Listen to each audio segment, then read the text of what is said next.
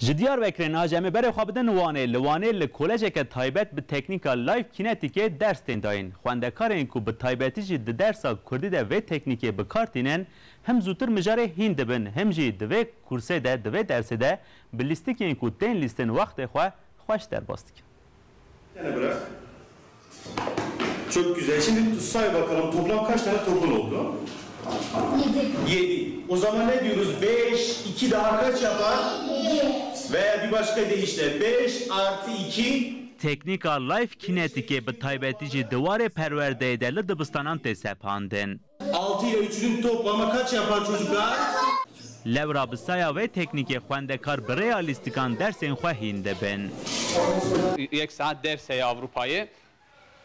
Evna jî baş fehm kirine ku bêhna zaroka teng dibe pişra bi Life Kinetikê hinekî motive û moralê zaroka zêdetir dikin. Ji ber ku derseke din da baştir dersê gudarê bikin. Ji ber vê em ê na lîstikekî bilêzin.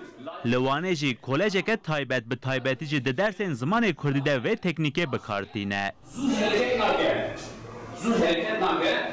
Hêdî mecî izin bide, mecî destur bide, pişra vücuda me zû hareket bike, em ê dara bigir. Mijara dersên dibêjin xwendekaran ra, xwendekarê me jî baş gudarî dikin. Lê em pişra hîs dikin ku xwendekarê me bêhna wan teng dibe. A pişra em dibînin ku bêhna wan teng dibe, em dixwazin pişra lîstikekî bilêzin. Ev jî Life Kinetik.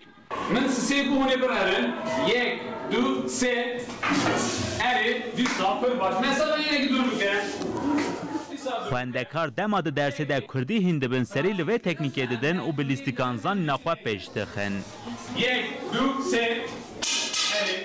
Mamosteyê vê teknikê dibêje. Piştî vê teknikê zarokan zêdetir eleqe nîşanê dersandan. Diyamen nokta tebdise nokta. Diyamen jilmane aferin. Bi vî şeklî dema ku em dersê dibêjin zarok zêdetir bala xwe didin ser dersê zêdetir dersê bi qîmetdar dibînin. Ye aferin aferin.